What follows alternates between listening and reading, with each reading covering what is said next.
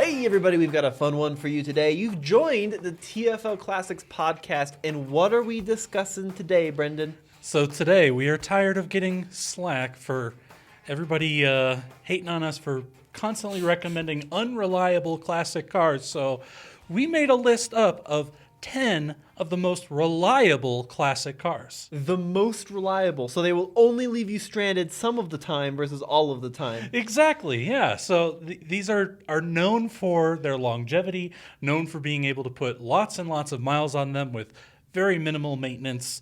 And I'd say let's start it off by going with the GM product, known for reliability. That's right. You have one, it only left you stranded 1,000 miles from home. That's true, yeah. I had, and it was an LS-based one as well that right over Thanksgiving left me stranded in the middle of Nebraska with a broken transfer case. So what is the update on the stranded Yukon before we get into the list? Has it been saved? There's no update. What do you mean it's no update? Apparently, so there are these two towns in smack dab in the middle of Nebraska. One's called Grand Island, and one is, well, it looks like Kearney, but they prefer it to be called Kearney. And the part is sitting in Kearney, 45 minutes away, needs to get to Grand Island, and they just can't get it over there for some reason. So my car is just sitting in pieces in Grand Island waiting for that part to go 45 minutes down the road. Does the U.S. Postal Service not serve that part of the country? I don't know. They couldn't secure a horse and buggy to make the 45-minute trip? Maybe they just had so many snowstorms that nobody's willing to leave their house. If you are in Nebraska and want to help Brendan rescue his transfer case to go from Grand Lake to Kearney. Kearney to Grand Island. I got 100% of those destinations wrong.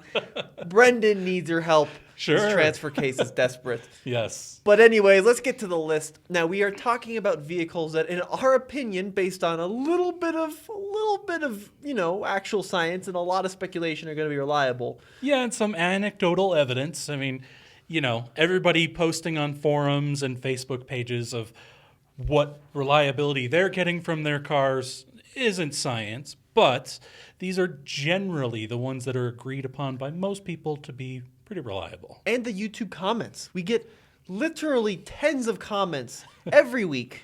Yeah. 1 or 2 an hour. I mean, they're like 1 or 2 a day. We can barely read them. They're coming in so fast. Yeah, every time we post, it doesn't matter what car it is. Well, it's not a Toyota, so, it's not going to be reliable because that's obviously when you're talking about an enthusiast vehicle, the number one most important thing is reliability. So anyway, the 3 people that are watching this are very vocal about what they think is reliable. So we have looked at your online rants. We have appreciated the commentary. We have let it soak in, and we've come together a nice, authentic list of semi-reliable classics. Absolutely. And as you can see if you're watching on YouTube, or as you can't see if you're listening on a podcast platform, number 10 is a Chevrolet Camaro. Yeah, and not just any Camaro. I went with, because again, I'm focusing on reliability. So in looking at different generations, I'm thinking to myself, if I'm going out to buy a Camaro, what's going to be the most reliable generation? And I have come up with the 4th generation, otherwise known as the F-Body, which was made from 1993 to 2002 with a refresh in 1998. Did you pick the ugliest generation on purpose?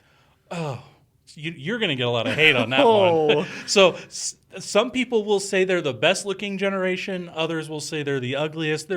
Either way, they are certainly polarizing. I've never heard anyone be like, yeah, those 90s Camaros, that is the pinnacle. My best friend, he owns 3 F-Body, a different F-Body Camaro. He owns 2 Camaros and 1 Firebird, which is essentially the same thing. He would think that this Camaro is better looking than the 60s Camaro. No. Okay, well, there you go. That's the issue. But for the money, he thinks it's a better value. Okay, well, let's talk about it. So F-Body Camaro, and what makes this one so special is the powertrain. Yeah, so this had, it depends on which generation you got. So if you got the first generation, they just had the standard LT1 V8. But if you got the second generation, or the refresh, built in 1998, those had the LS1, which are notorious for their reliability and their tunability. And think about it. The term is, if you have a problem with your car, just LS swap it. We're talking about that engine. The LS1, which was a 5.7-liter V8 pumping out 305 horsepower in the Camaro. That was a lot back in the late 90s. It's a lot today. And the great thing about those LS engines, parts are everywhere. Even if you get an earlier iron block unit, right? They are just so long-lived.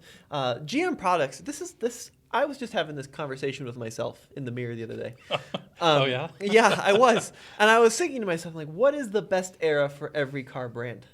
And I would argue that the 1990s was the best era for General Motors into the early 2000s. Yeah. I think that they built the most innovative cars in a lot of ways. Some were successes, some were failures, like the Aztec. They were pretty good to look at, very reliable. They had the best seats in the industry. They were just great. You had the GMT 400 trucks and SUVs, the GMT 800 trucks and SUVs. You had C4, C5 Corvette. You had these Camaros. You had the Lumina, which is not a great example. Can't forget the Lumina. Can't forget the Lumina. And the Monte Carlo. Oh, God. Don't even talk to me about the Monte Carlo. But apart from that, the 90s Camaros and 90s GM products and early 2000s, they were ace. Yeah, anything really with that LS motor in it, you're talking Suburbans, the trucks, the Camaros, the Corvettes, anything that they shoehorn that LS into is generally going to be a pretty darn reliable ride. And not only that, but they actually made one of the most reliable V6s back in that era as well, that 3.8-liter V6 that pumped out generally about 200 horsepower that they put in pretty much every front-wheel drive sedan that they made, as well as the Camaro. So just think about that. If you got the 1998 or newer, or I guess 1998 to 2002 Camaro, you could get GM's most reliable V6 ever made with 205 horsepower, or you could get their most reliable V8 ever made with 305 horsepower. I think it's just pretty good combination. You can't go wrong with either of them. They're both fantastic. You're 100% right. If you want speed, go for the V8. If you just want a car that looks cool, can't go wrong with the V6. And now you got me all excited about early 2000s GM products. And I want to talk about a vehicle that we just sampled at the dealer auction. Yeah. It just was like hiding in the corner, and we both took a look at it and be like, that doesn't seem right. We checked out one of the most unusual SUVs, maybe of all time. What do we look at? Yeah, so Chevy made the Trailblazer, right? It was a pretty basic, boring SUV. The only thing weird about that SUV that I thought was it came with a 5-cylinder as standard, which was really interesting choice from GM. Was that the Trailblazer? I thought they had a 6. Weren't they a 6? I thought it was a 5-cylinder, the entry level. I think it might be the 4200. Oh, so the Hummers were 5s. That's right. Someone will let us know. Yes. I don't know. Either way, let me know and let us know in the comments. Maybe I'm wrong. But regardless, I thought the entry level was a 5-cylinder. You got some number of cylinders in a line. So like if it was a 5 or 6. But Ian has the straight 6 4.2, really bulletproof engine. And it's just so weird because you never think of General Motors of straight 6 engines. No. But anyways, keep going. Yeah. So they decided, well, what if somebody wants, they're driving around their SUV and they've got something really tall and they just want a truck and they don't want to have to go buy another truck. Can we just find a way for them to convert their standard, boring, blobby-looking SUV into a truck? Mm-hmm. And they had a really interesting solution in doing that by making the XUV. I think that's what they call it, right? The XUV, where you could roll down the rear window, the rear hatch opened just like a truck tailgate, and then it gave you a button mounted on the roof where you could retract the back third of your roof all the way in to essentially turn it into a 4-door truck. Unreal. Pretty wild. I mean, so basically it's an SUV that's half of a convertible. Like the back half slides forward and turns it into a convertible. And if you're watching on YouTube, I have the clip behind me. If you're not watching on YouTube, don't turn away from the podcast because things are about to get even weirder. But check it out over at Instagram or TFL Classics on YouTube. We did a YouTube short showing how it works. But it's just nuts because it's so unorthodox, right? And I think it was very problematic. I think not a lot of them still work today, and a lot of them did leak back in the day. But the other cool thing is you had an entirely plastic-lined cargo area.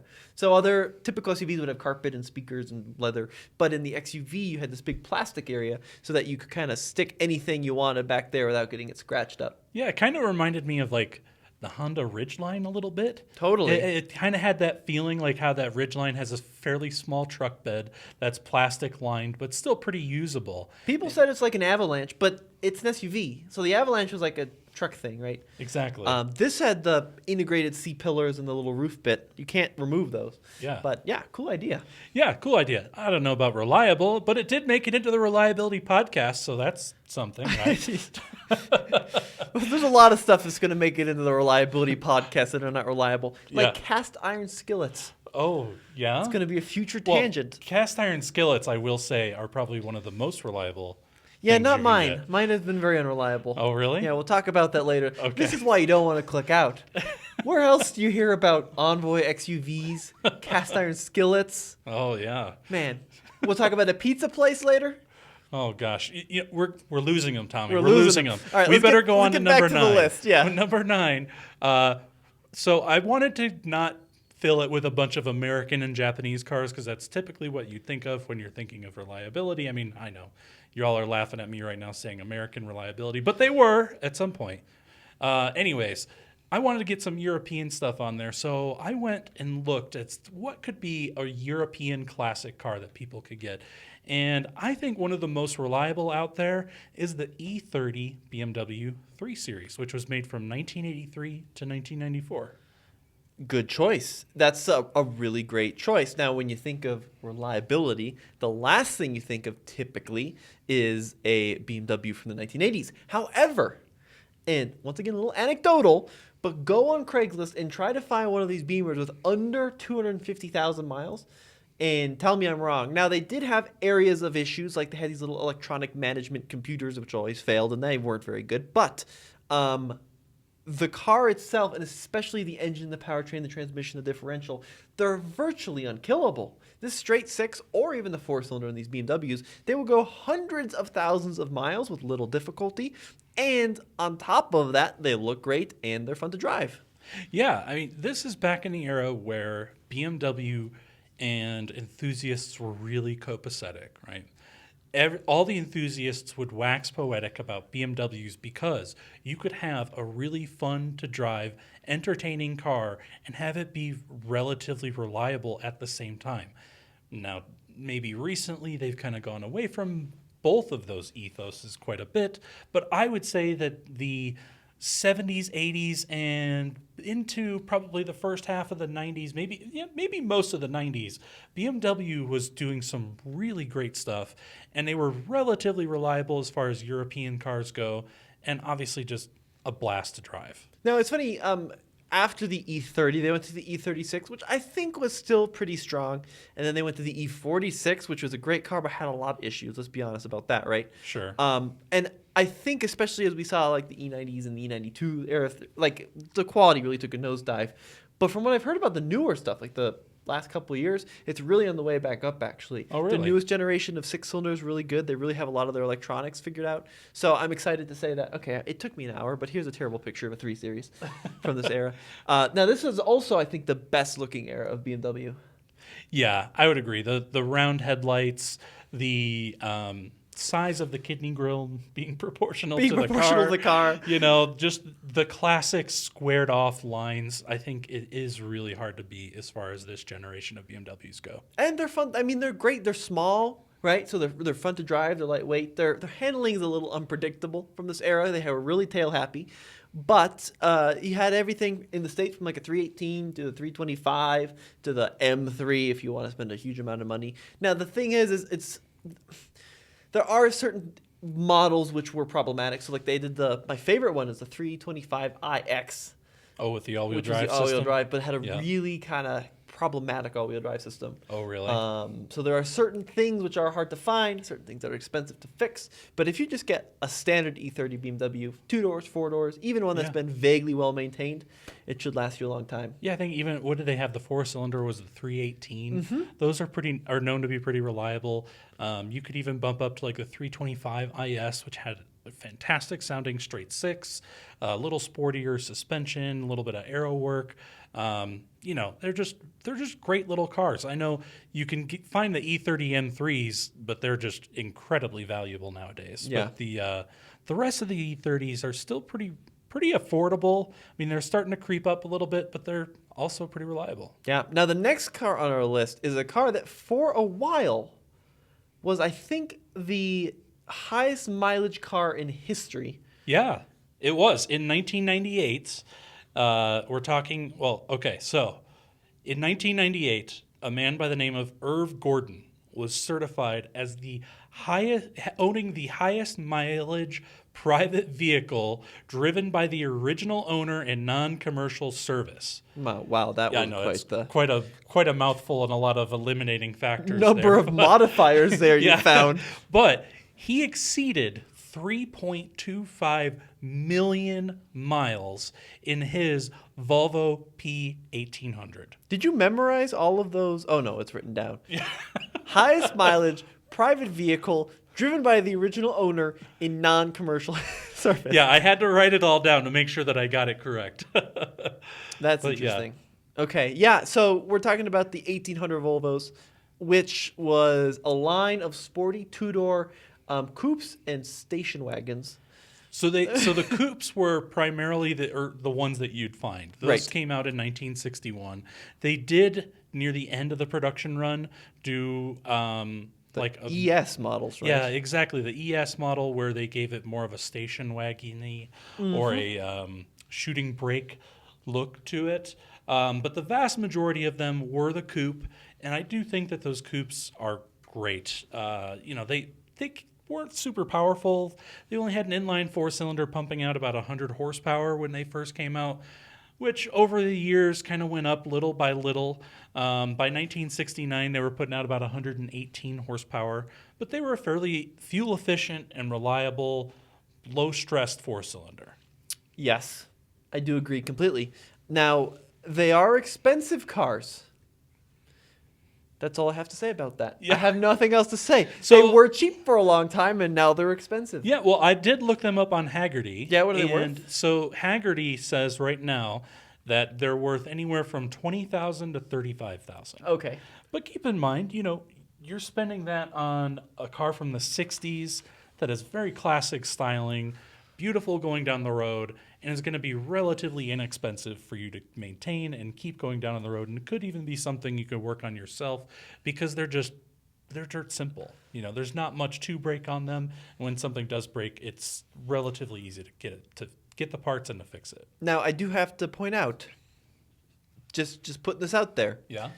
And I notice it's I've scanned the entire list. You've done a great job putting it together, but you're missing the obvious choice on this list because I know you hate them. But a car that's gone more miles than the Volvo is an old Mercedes diesel. There you go. Yeah. Brendan just doesn't like the Mercedes diesel thing. I was going to talk about those a little bit later. Were you? With another vehicle. Yeah. You were gonna mention They were going to huh? get a mention. They were going to get a mention. Interesting. Now, I think an old Mercedes diesel still has the highest mileage ever for a commercial vehicle. It was like a taxi cab in Greece. Okay. I want to say one was driven like 4 million miles or some ridiculous number. Here we go. No, it is lower miles. In 2004, Greek taxi driver Gregorius, I'm going to say his last name, donated his 76 Mercedes 240D to the Mercedes-Benz collection with 4.6 million kilometers or 2.9 million miles. And it's the recognized highest mileage to date, but still the Volvo's higher. Although here's a question. So I remember when this gentleman was doing his interviews, and I think he since passed away. Yeah. And I think Volvo actually gave him a car as well. Yeah, I think so. They were like, wow, you've done such a great job. Here's another car. That's actually a tip. If you want a free car, buy a new car and drive it at least 1 million miles. Yeah. And try to get the publicity of the company. Because there's this lady who did that for Hyundai. She had an Elantra, and she put like 1 million miles on it in the course of a few years, and they gave her a new car. That's a money-making tip. There was a guy with the Tundra, I think, too, which got a new Tundra after driving it 1 million miles. All you got to do is buy a car and then just start driving. Yeah. Tommy's money-making tip of the day is, spend your entire life driving one car, 3.25 million miles. There's a Nissan guy, too. Man, It's a thing. This is like a trend. True. If you can put 1 million miles on a car and document it, they will give you a free car. Not officially. Well, don't come complaining when your ass is sore and you don't get a free new car. But some of the time it happens. But we're gonna get the email. Tommy, I put my Toyota Corolla over 1 million miles and Toyota didn't care. Yeah, right. Yeah, don't you have to do a car surprising. Yeah. You know? Go take a Land Rover and get it over 1 million miles, and maybe they'll. That's right. Heck, Maybe if you can get one maybe to 500,000, they might give Okay, you a let's free not car get there. too bold here. Now here's where I'm a little confused. Irv, his name was Irv, right? Irv Gordon. Irv Gordon. Yep. Because I think I remembered reading that he replaced a lot of things on that car. I'm sure. I mean, imagine 3.25 million miles worth of wear and tear. I'm sure he went through a lot of tires, a lot of brakes, a lot of, seals and gaskets, and who knows, Let's see. He says the engine is original, although he had it rebuilt. That's pretty good. 667 oil changes. 667, 400 spark plugs, but he never made an illegal U-turn. Oh, geez. Well, that's good. Well, while you're looking up all that, so in my research, what I found is in 1970, they actually went from a carbureted engine to a fuel-injected engine using the dreaded company Bosch. Why is that dreaded? Bosch builds everything for every car Well, ever. I know, but if you think about some of the Jaguars that have the Bosch fuel injection, aren't they known to be unreliable? Well, that's because no one else was building fuel injection. It was just the fuel injection. But here's the tip, right? So in 1970 they replaced the carbureted with the Bosch fuel injection, and if you got the 1969, you had the most powerful version, which was 118 horsepower before the fuel injection, and you got the standard carburation. So I think that's the year to get. So I was wrong. He didn't replace that many things. Original Really? engine and transmission. So very impressive to this car. I will give it that. Now, let's take a pause and take a moment of appreciation to a gentleman named Manny. Gentleman named Manny. And gentleman named Manny. Yep, this is our new segment. Manny has sent us a picture of his Lexus LS 430. So Manny follows us on Patreon and actually sent us a message saying that he purchased an LS 430 after watching the video. I think I did it, but it was your car. Do you remember that? Yeah, I had my LS 430. I think he mentioned that he got the ultimate luxury version, which makes me a little bit jealous. Mine was not the ultimate luxury version. He sent us a message on Patreon. He says, after watching Tommy's review on the Lexus LS 430, I went on the hunt for a good one. I scored a 2001 UL Ultra Luxury with 26,000 miles. If you ever want to do a video, let me know. We'd always love to do a video on another one. And more importantly, if you want your car featured on the TFL Classics podcast, or if you have a question, or if you have a concern, or if you want to yell at us for looking funny, you can join our Patreon, patreon.com/TFLcar. And for just a couple bucks a month, we'll interact with you there. We always message people back, and we'll get your car on the podcast or your question. Yeah, and maybe we should send out a message to Manny. I'd love to check out his Ultimate Luxury Wouldn't edition. that be cool? Yeah, maybe we can show, because those Ultimate Luxury editions were real interesting because they had Lexus's first ever adaptive cruise control. Wow. So it used a radar-based LiDAR cruise control system. And I would love to see how after 20 years that works. That'd be cool. Yeah. All right, moving on to number 7 on our list. Thank you to Manny, by the way. A vehicle with some sporting potential. Yeah, so we've talked about a Camaro, if you want your muscle car. We've talked about a couple of European cars, and now it's time to introduce a Japanese classic, the Mazda Miata. And most of you, when you think of the Mazda Miata, you're thinking that cute little convertible with the pop-up headlights, and I'm skipping right over that one because they're way too expensive. And again, I'm also thinking reliability. Reliability is key, and pop-up headlights can be a problem, right? We've seen it with Case's Corvette. He had to fix his pop-up headlights that sometimes wouldn't want to open all the way, right? Yeah. So we're going with the second-gen Mazda Miata, otherwise known as the NB, which ditched those cool pop-up headlights for the more reliable fixed headlights. Boring fixed headlights. Sure, but reliability. You want us to talk about reliable cars. This one's more reliable than the first generation Miata. Well, the headlights are more reliable. Sure. What about the rest of the car? The rest of the car is mostly the same. So I mean, it's a little bit wider, a little bit bigger, and A little more comfy. Yeah. We're talking about the NB generation of Miata. If you're in the know, there you go. Next time you're at a car show, you can be like, nice NB. Yeah. Just make sure it is an NB or you're going to look weird. 99 through 05. This car is it's fine. Trying to get yourself excited about it. I'm really, really amping myself up here. You know, I kind of like them, actually. They borrowed some of the styling cues from the third-gen RX-7. Would you fit in an NB Miata? I do. They're pretty tiny. I've sat in one. Yeah? I mean, it's not comfortable, but I fit. You know, I can see. I could sit in a washing machine. Doesn't mean that it's something I want to go spend time in. No, I mean, they're good cars, especially the Mazda Speeds, which are really cool. Sure. But again, adds a turbo, less reliable. Oh, my goodness. So we can't talk about it because it's not as reliable. So 1.8 liter, 4-cylinder, a whopping 140 horsepower. But the whole idea of the Miata was a smart one. When it launched in the NA generation, essentially they took the best of the British roadsters and then made it work in the rain and in the snow and in the cold and when it's dark and like the electronics worked and the wheels didn't fall off. Like it was they took It was better at being a car. Yeah, they took the essence of a Lotus Elan and then made it actually function. And they sold a bajillion of them and they continue to sell, which is pretty cool. And it's one of the last affordable sports cars you can still buy brand new. Absolutely. Yeah, I think the Miata is a great car. They have a storied history. And the second gens are super cheap, right? We're talking under $5,000 for a lot of them out there because they made a bunch of them. They haven't caught on yet like the first gens have. Now's the time to buy them. They only weigh about 2,300 pounds. They're pretty lightweight little machines. So even though it's only 140 horsepower, they're still relatively quick. You know, it's not going to be dangerously slow on the highway. The one that I think I might go for is the 10th anniversary model. So in 1999, they came out with the 10th anniversary, which upgraded from a 5-speed manual to a 6-speed, giving you almost a 0.4 second 0 to 60 time faster, going from 8 seconds to 7.6. Bilstein shocks, a limited slip differential, a sapphire blue paint, 2-tone seats, a Nardi steering wheel. And yeah, I mean, it took the Miata, which was a fairly standard car, and spiced it up a little bit without sacrificing reliability. Oh, that's interesting. Now, here's an interesting question I think about. So we talk about the transmission, right? Sure. You could get the NB Miata in both manual and automatics. Yes. Now, obviously, the manuals now are more valuable. Oh, right? yeah.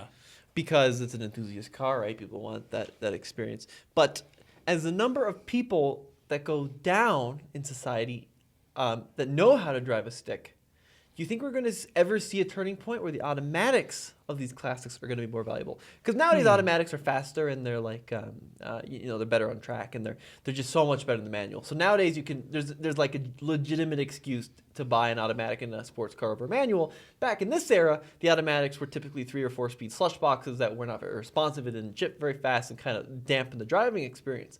But as we move to electrification, as less and less Americans know how to drive a manual transmission, do you think that the automatics are going to start increasing in popularity as a new generation wants to get into this car but can't drive the stick? So my take on that is going to be a little nuanced. First and foremost, I have the utmost respect for the upcoming generation of car enthusiasts.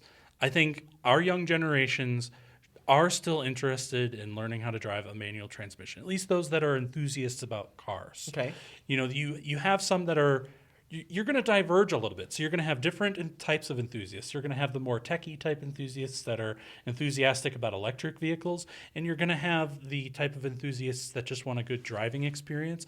And those, I think, will still buy and prefer manual transmissions. The cars that are not an enthusiast car that have manuals, I think, yes, they're going to plummet in value. But the cars that are still an enthusiast car, I think, will always have inherent value as a manual. Now, this is an article according to CBS News. This was from 2016.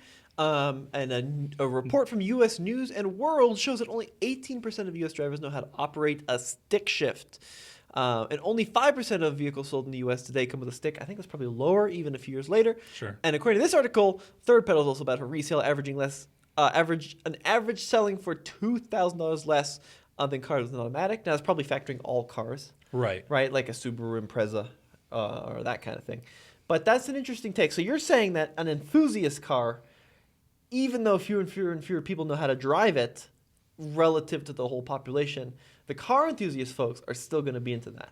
Yeah, I mean, what percentage of the population are car It's enthusiasts? probably that's true. I would say they're probably in that 5%, maybe even less, of the actual overall population of people that are, watching our videos, listening to our podcasts, that are interested in, driving enthusiasm and actually care about the car that they take to and from work every day.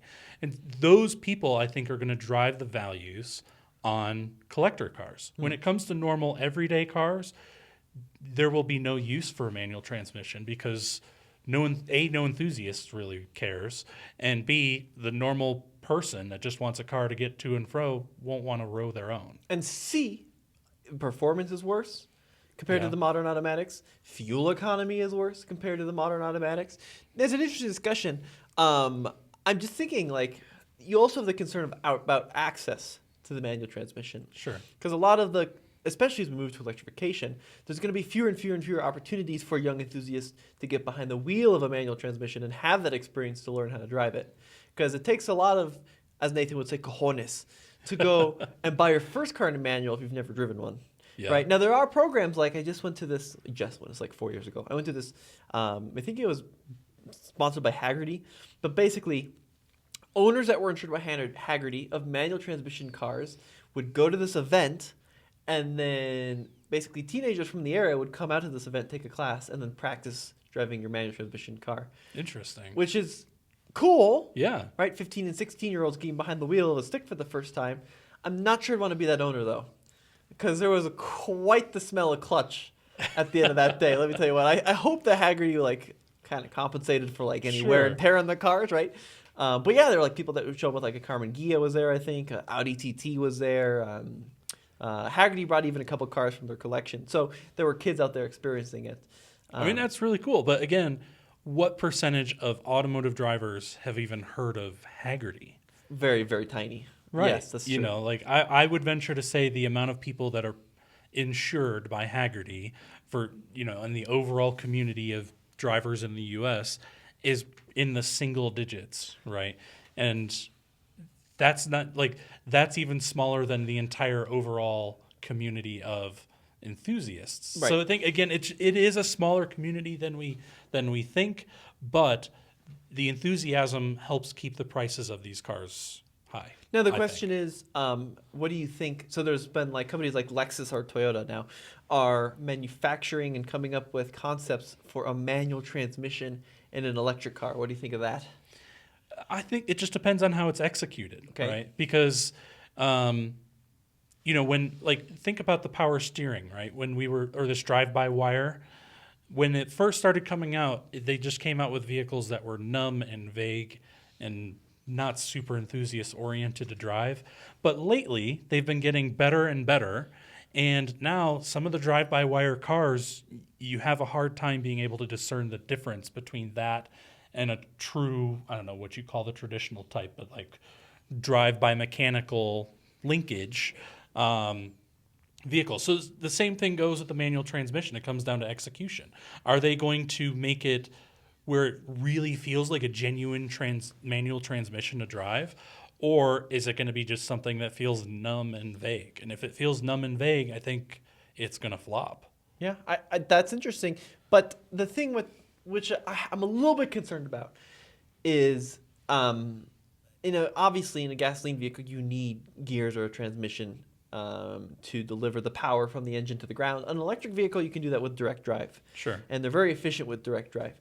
So are we going to sacrifice performance in a big way by going to a manual transmission in an electric car if it's not needed at all? Like in a gasoline car, you need some kind of transmission. Sure. Right? Be it a CVT or a torque converter automatic or a dual clutch or a manual. In an electric vehicle, you don't. You just go bloop right to the wheels. But let me ask you this. Is the performance, the new Supra, right? They Yes. just brought back the manual transmission. Uh-huh. Did the performance go down going from the automatic to the manual? Probably a little bit, but But does that concern the enthusiasts that the performance is slightly less? No, but my concern is like the transmission is still pivotal to the driving experience. Sure. You can't drive a Supra with no transmission. You can't just bolt the engine to the wheels and have it work, right? Okay. But an electric car, it does work just having no transmission. It works fantastically with no transmission. Fantastically? Is that a word? I don't know.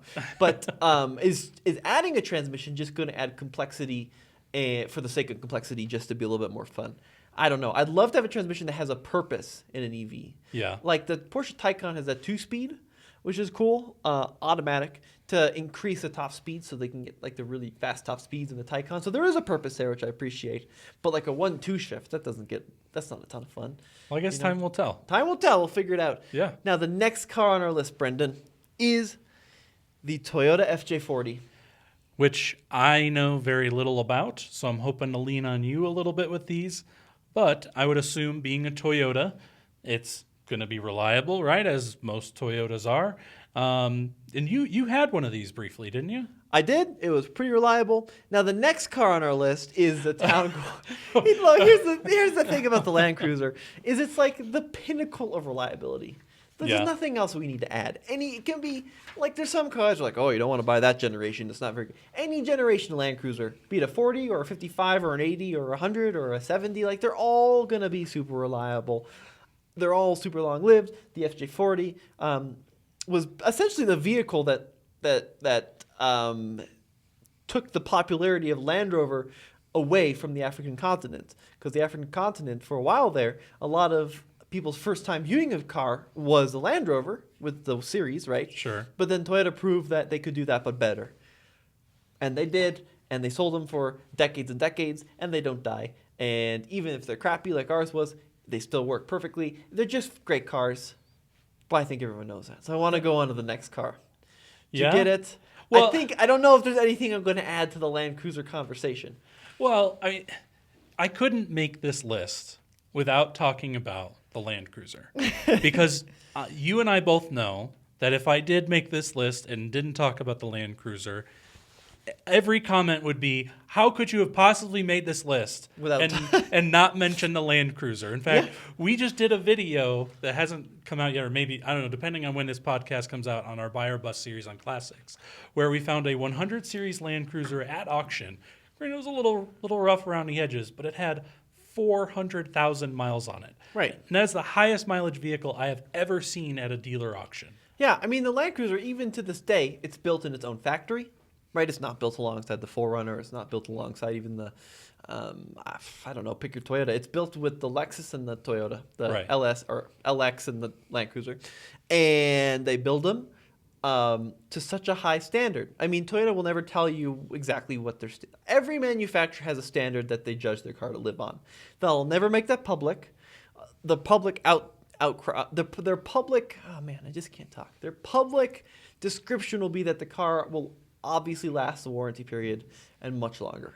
Right. But if you peek behind the curtain, typical vehicle will typically is designed to last before major mechanical failure 150,000 miles. But from the inside people I've talked to and the reputation that the Land Cruiser has gained, the Land Cruiser is one of the only vehicles on the road that won't last 150, but is targeted to last like 500,000, between 250 and 500,000. Wow. So that's why they last forever. And they're just amazing. But I can't add to that conversation. Sure. Yeah, I mean, I can talk about the 1F engine. Yeah, I can talk about the 1F engine and the way it's put together and how, the FJ40 evolved into the 70 and then they're hugely popular in other markets. But everything's been said about the Land Cruiser. Well, and that in general is the problem with creating this podcast, is all the reliable performance car or all the reliable classic cars that you can get have already been talked about. But by somebody. Yes, but not in a list where they've also talked about cast iron pans. That's what we bring to the table. Is this where we're fitting in your cast iron pan tangent? We can talk about it now. I got a cast iron pan for Christmas. You did? Yes, it's from 1924. Well, that's the best kind of cast iron pan from what I understand. If you buy a new one, you have to take the time to season it. But one from the 1920s has your grandma's and your grandma's parents' cooking oils seeded into that pan. I was going to say, I think you're going to say my grandma's seasoning, and I'm like, oh, that doesn't sound very hygienic. No, just the food that your family's been cooking for over 100 years is seasoned into that pan. But I don't know why it's so hard. Like, it should be a pan, right? But it's so finicky. It doesn't like the same temperatures as a normal pan. You can't use soap on it. You got to oil it up. It's just a lot of work. It's very cool. Apparently, it makes better food if I knew how to use it properly. That's what I hear too. I've never owned one myself. I actually bought one as a gift for my brother once, and they were elated. Well, there you go. Yeah. Why don't you own one? Because every time I look into it, I'm like, it's just too much work. I'll just grab this crummy old crappy pan I have sitting in the cupboard and just use that thing again. That's true, because you have to like oil it, right? You gotta like work the material. I clearly don't know enough about it, but imagine if there was a car like that everybody, it's like it gets There handed is. down generation to generation, and you have to like, well, I guess you do have to change the oil in it. it's called an MG. It's just Yeah. constant work with not that much enjoyment. Why is it that every shipping container, or no, why is it that every storage locker in the U.S. has some old MG in it? You found a storage locker with an MG in it? Everyone you see on YouTube or on Instagram, there's like some like crusty old guy lifting open his container, and there's like, wow, an MG. And there's always under covers, and it's never like a special MG. It's always like a 78 MG midget. Do you want to know why? Why? That's because the owner died before they could get that thing to run right. That's right. That is true. My neighbor, crusty old MG in the garage. Yeah. I keep trying to buy it from him, and he's like, I'll get to it. I'm like, you're never going to get to it. Eventually, at some point, he will die. He's like in his 50s. And then It's going to be a long wait. Well, yeah, he eventually at some point, like everybody else on the planet, he will die. It still won't run right, and maybe you'll have an opportunity to buy it then, and then it'll die before it runs, or you'll die before it runs right. It's interesting because every MG I think is purchased from a dead person. Yeah. They all love them to death. The cars don't love them back. There's only two people that sell MGs: dead people, or the ancestors of dead people. Yeah. You know? Exactly. Now, the next car on our list, Brendan is so excited about. He has, for some reason, photoshopped a giant picture of the seats. Well, I gave you that image so you can put it on there because I'm just talking about a seat here. Why did you print it out?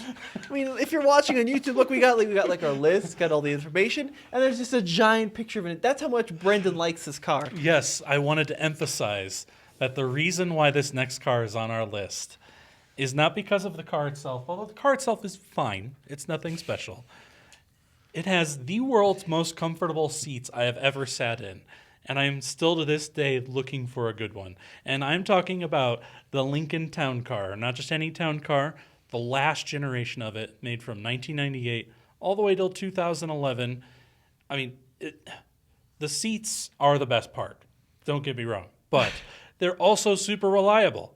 That's why I can talk about them on this list. They came with Ford's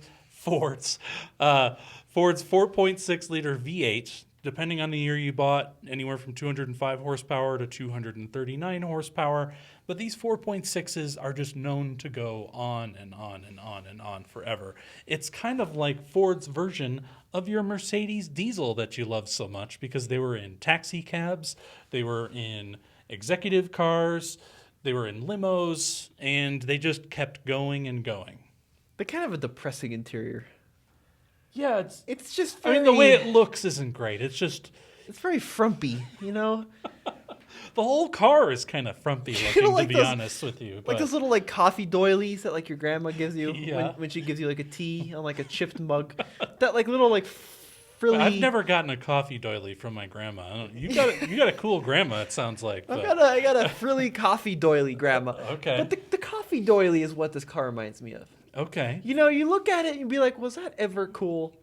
You know, you ever like you're like, was that ever a good looking thing? Do you think anyone like in the 1800s was like, ooh, that's a sexy coffee doily? That's what I think about the interior of the town car. Well, and when this was out, it was not very loved because the interior was frumpy and boring and Well, it's a cop car interior. they didn't do much with it. But So talk me through the seats. Because I remember specifically, I was sitting in my office and Brendan comes barging in over and he's like, I got to type out these seats. I was like, what? I can't explain it.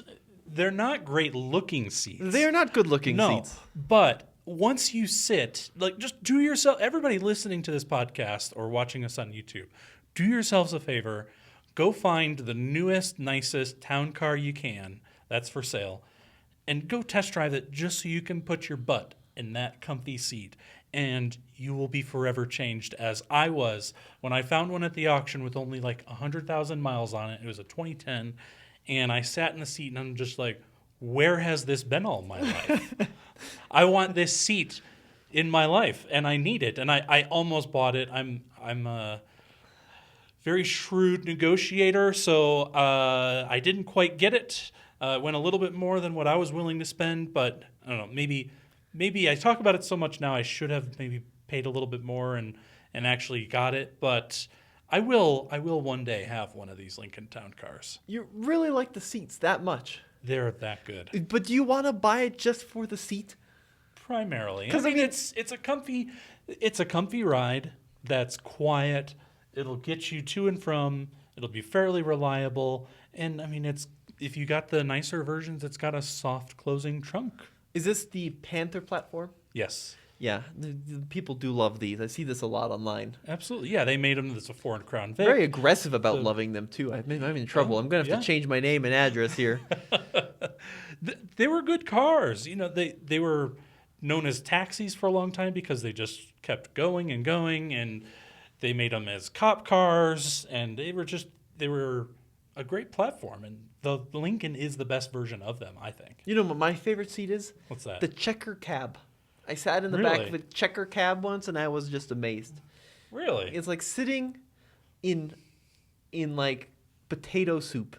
You just sink in, and you just let the world kind of waft around you. This I must kind of have like been a the really Lincoln. worn out checker It cab. was a very worn out checker cab. But yeah, I was like sitting down in a nice pot of chili. I mean, you have to admit, though, a good, comfy car seat Yeah, I is do. kind of hard to beat. I do like a comfy car seat, exactly. But like, I like the really comfy ones from like the 70s that have like the Sure. separate cushions. This just looks like, I don't know, it looks like a hospital seat, like you'd expect at an airport. Yeah, they don't look great, but they're, like I said, you have to sit in them to really know the comfort. They are so good. Brendan printed out a picture Yeah. to put on his fridge.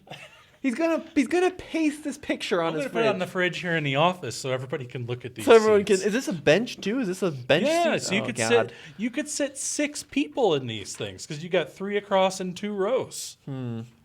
Yeah, they're fine cars, but for some reason Brendan wants the long wheelbase one. Yeah, well, the only reason I want that is because I like high mileage cars. I'm one of those weirdos that the higher the mileage, the more I'm attracted to it. You sure about the Land Cruiser? What did that thing sell for? Well, $2,250. It did. Yeah. That's it. That's it. It sold? It sold. Why didn't you buy it?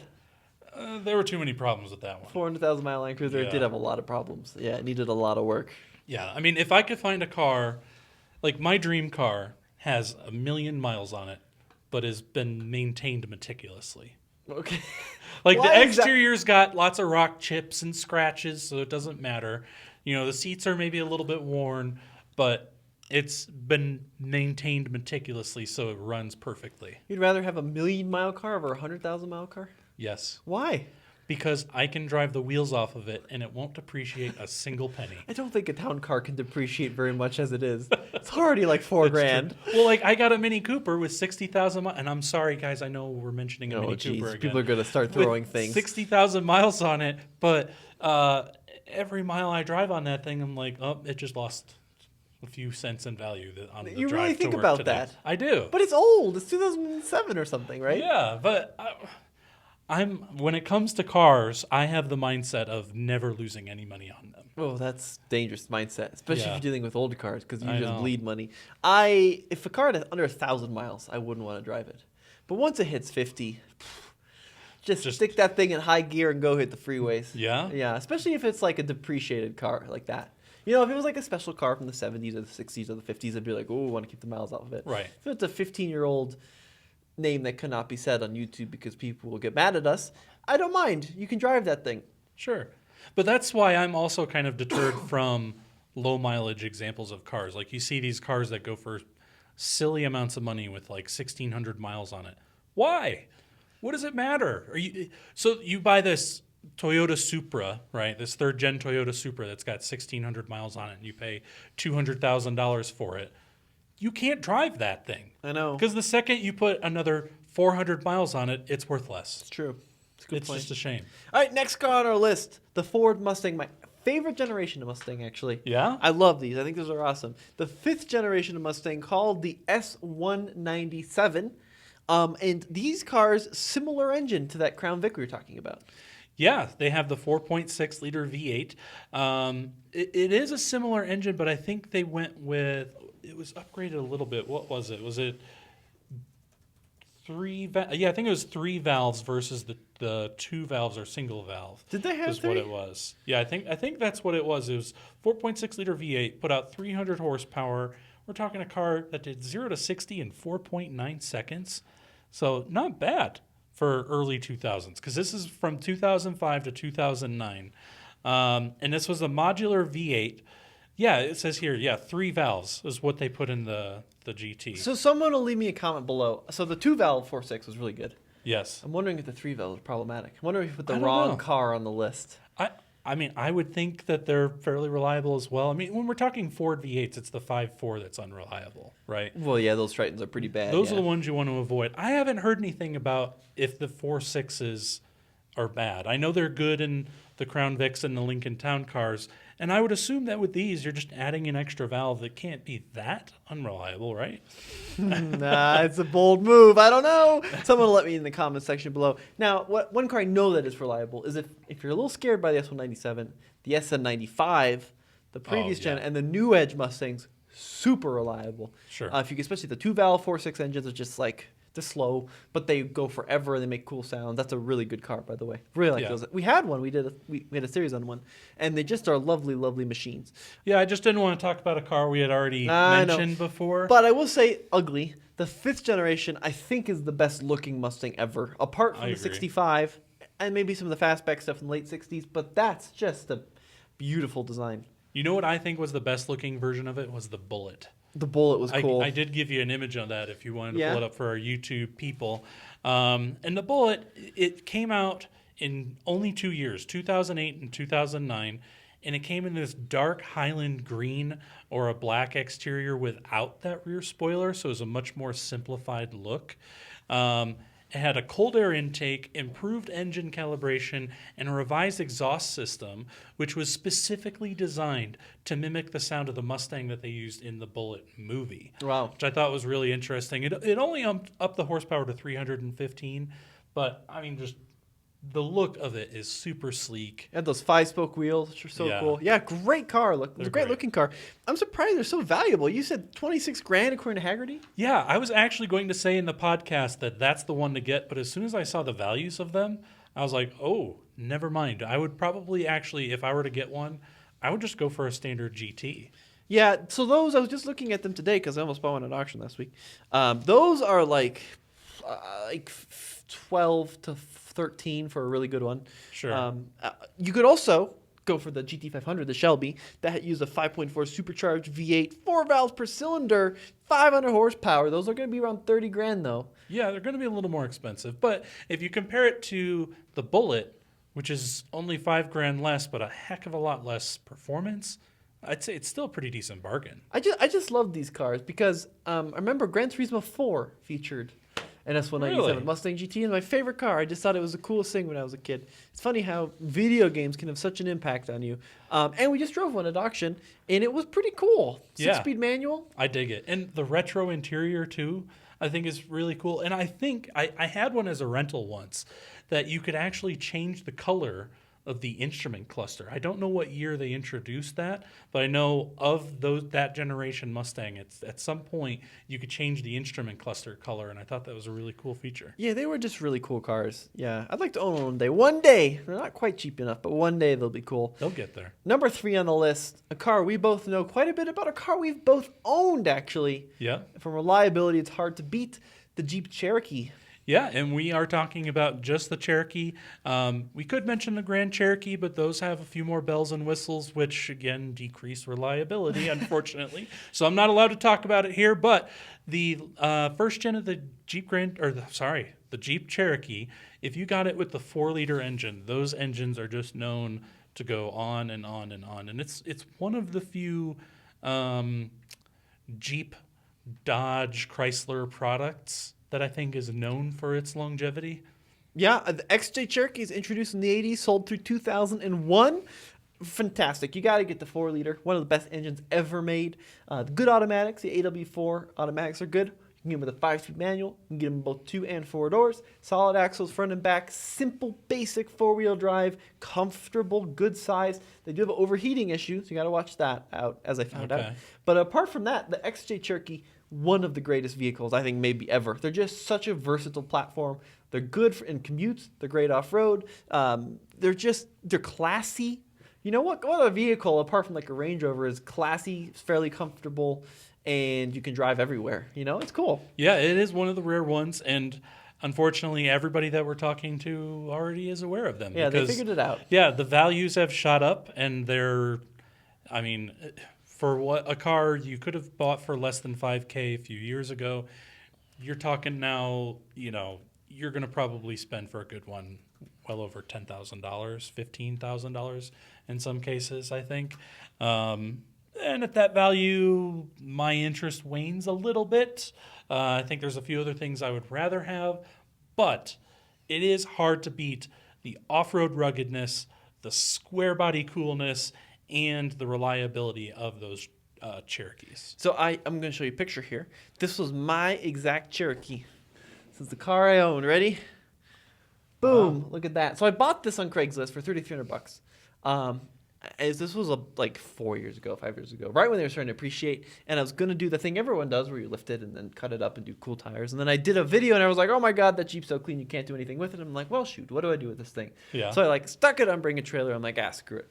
We'll just stick it up there. And it sold for $9,700. First car I've ever made money on.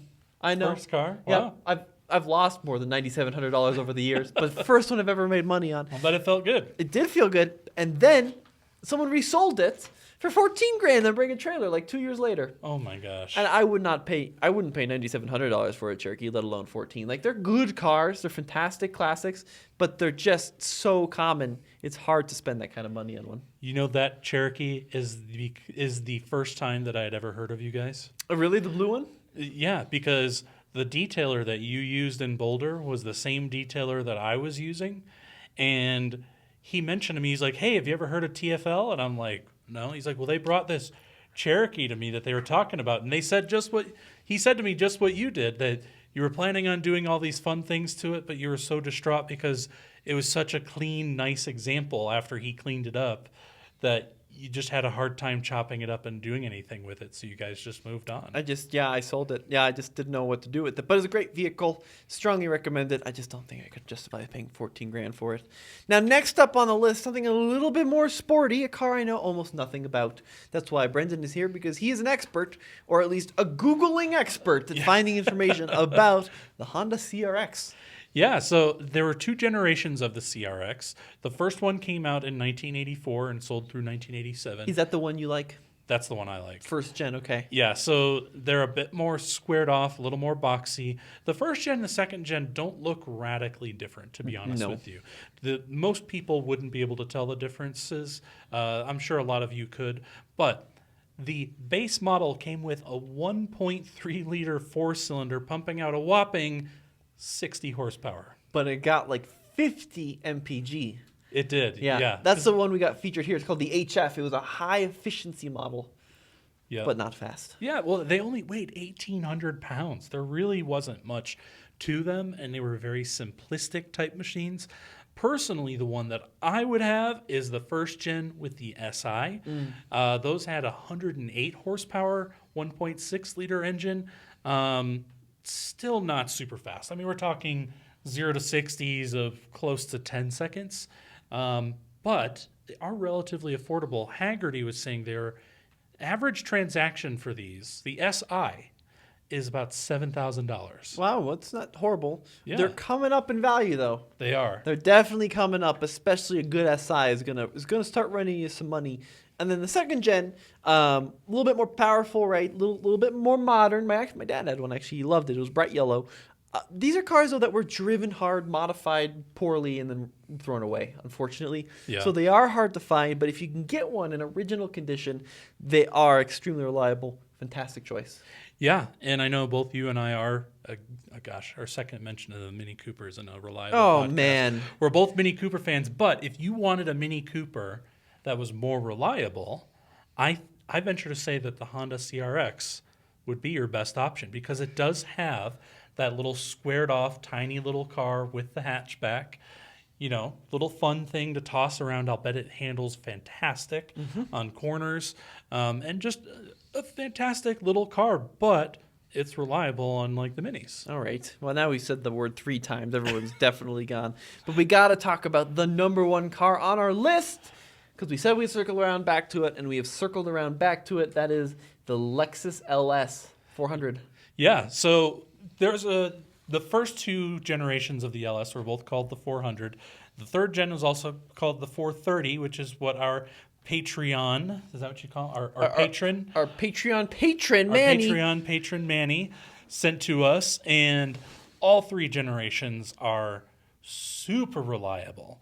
The LS430s actually have shot up in value recently, which I'm sure Manny saw when he went to go buy his, especially with that low of miles. But the LS400s can still be had for relatively cheap money. Yes, that's right.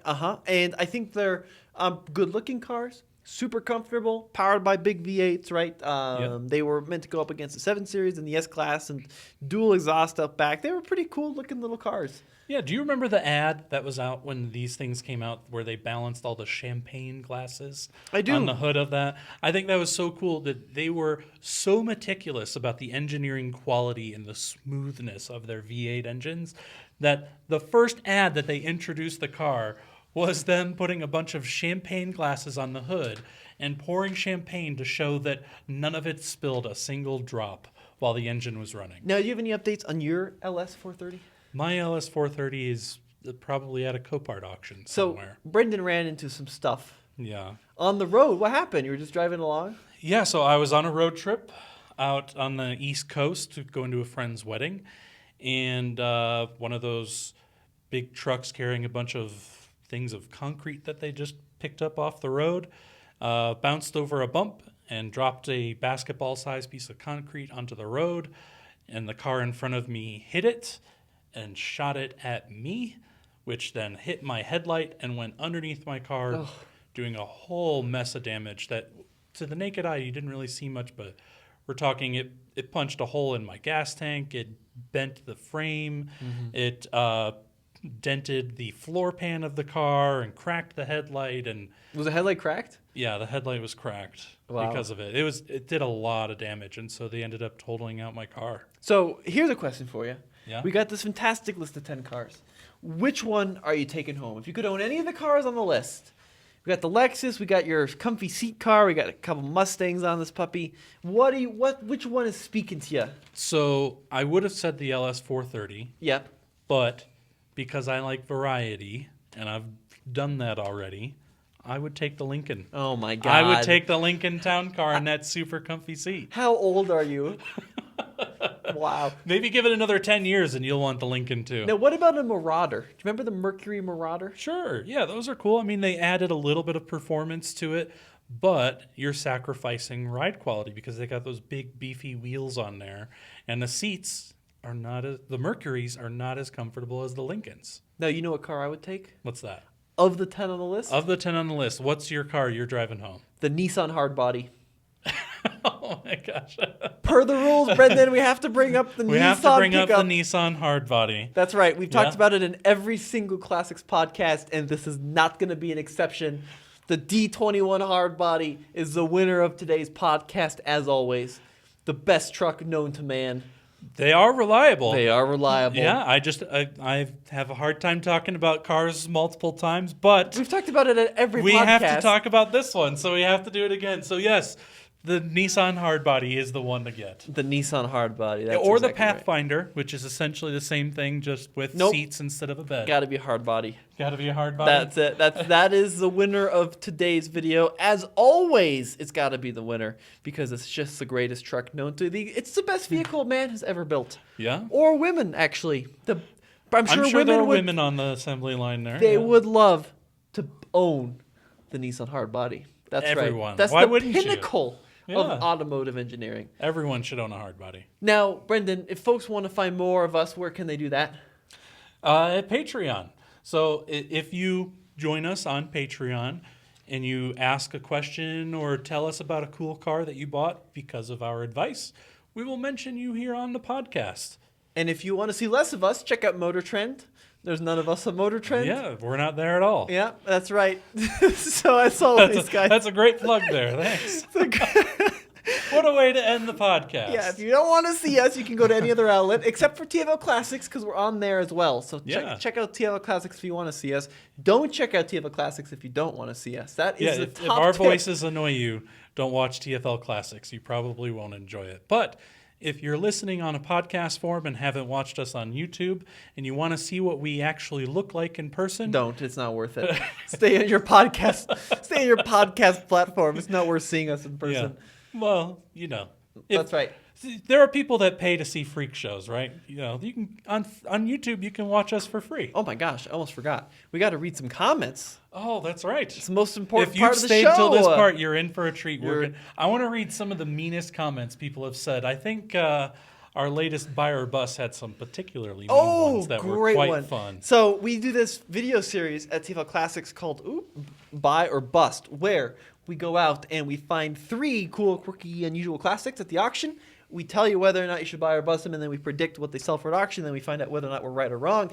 And in this episode, we did cars we would never buy, cars we dislike. Yep. And my cars were not very controversial, the Chevy Aveo and the first-gen Nissan Leaf. Nobody likes an Aveo, and the Nissan Leaf is driven by teachers, and they died. But Brendan went ahead and chose the Mitsubishi 3000 GT, which is a performance Japanese 1990s car.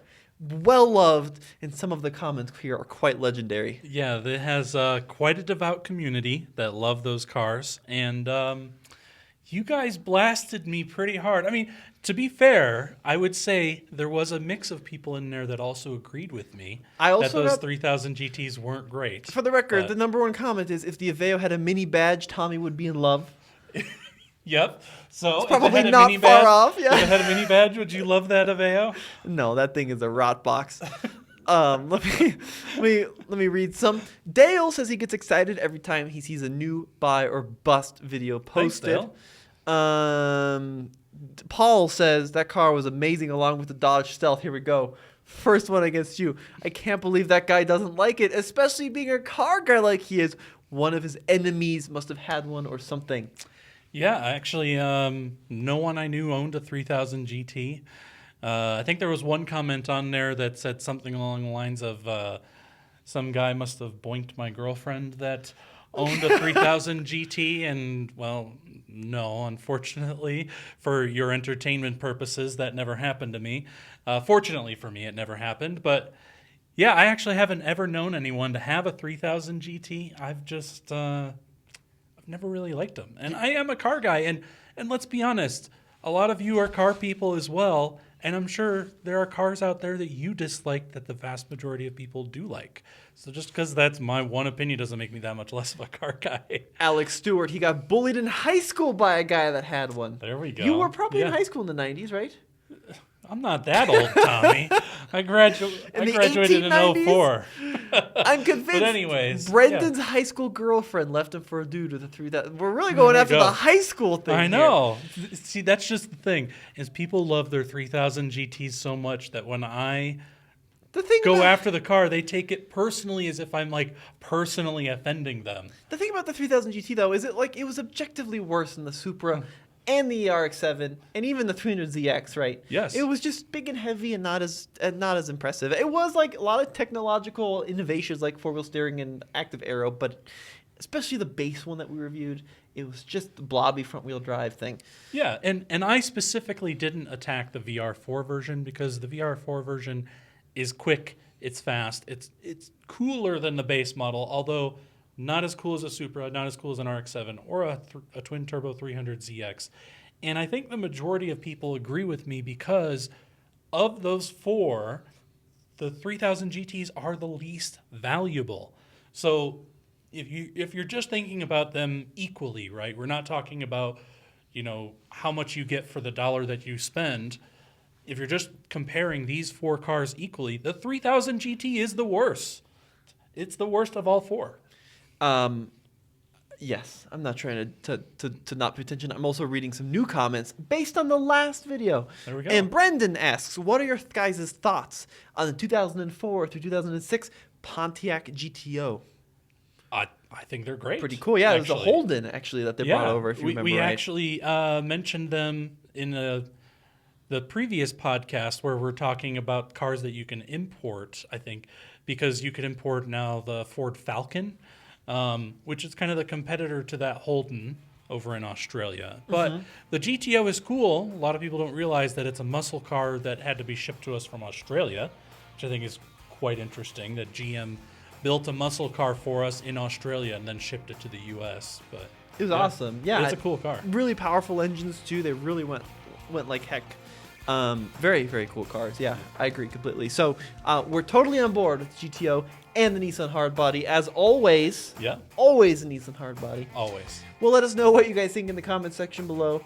A huge thank you to watching, as always, for watching. Jeez, not too watching. As always, this has been Tommy. And Brendan. We'll see you on the next episode of the official now. It's no longer a bonus. Yeah. It's the official TFL Classics podcast. Take care, guys, and thanks for watching.